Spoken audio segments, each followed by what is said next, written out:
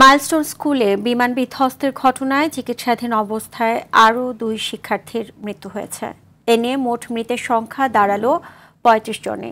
শনিবার সকালে জাতীয় বার্ন ইনস্টিটিউটে 7ম শ্রেণীর শিক্ষার্থী জারিফ ও মাসুমা নামের এক স্টাফের মৃত্যু হয়। আশঙ্কাজনক অবস্থায় রয়েছে এখনও 4 জন।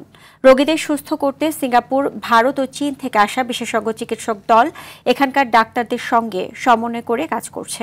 আরও জানাচ্ছেন এয়ার বাদল।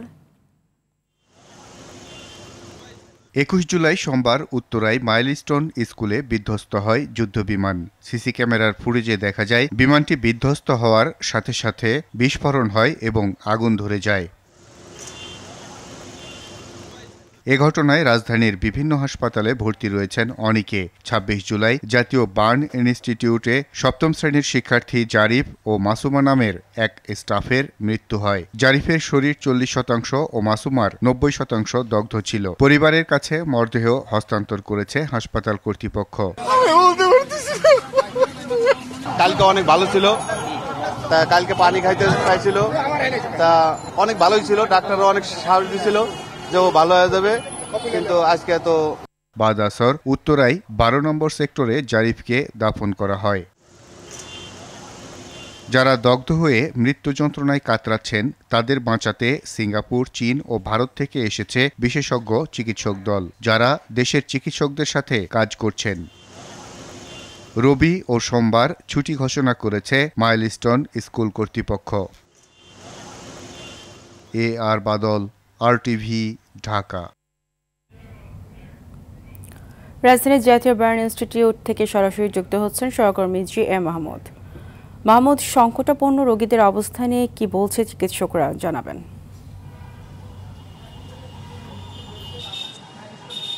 পারিয়া, এই মাইলস্টোন ট্র্যাজেডির 5 দিন পরও কিন্তু আমাদের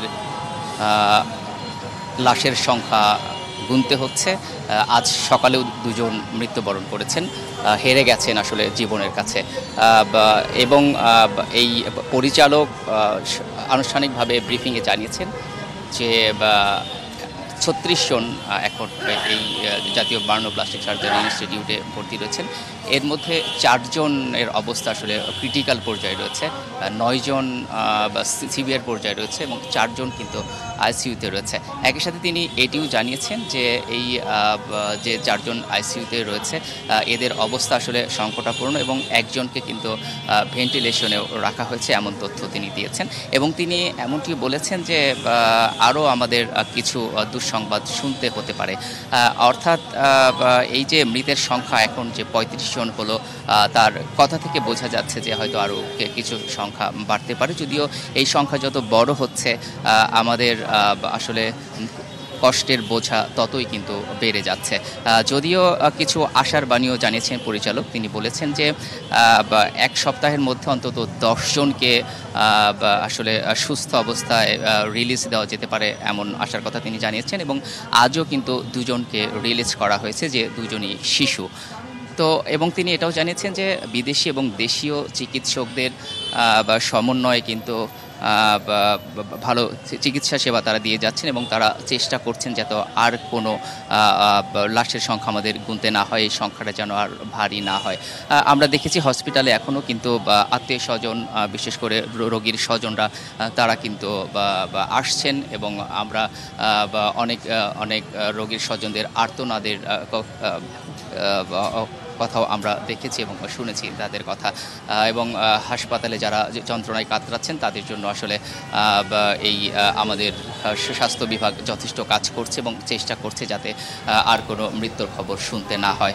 তো এই যে জাতীয় বার্ন ইনস্টিটিউটে 36 জন এখন চিকিৎসা নিচ্ছেন এবং এই বার্ন ইনস্টিটিউট সহ মোট 7টি হাসপাতালে অর্ধশতাধিক চিকিৎসাধীন অবস্থায় রয়েছেন।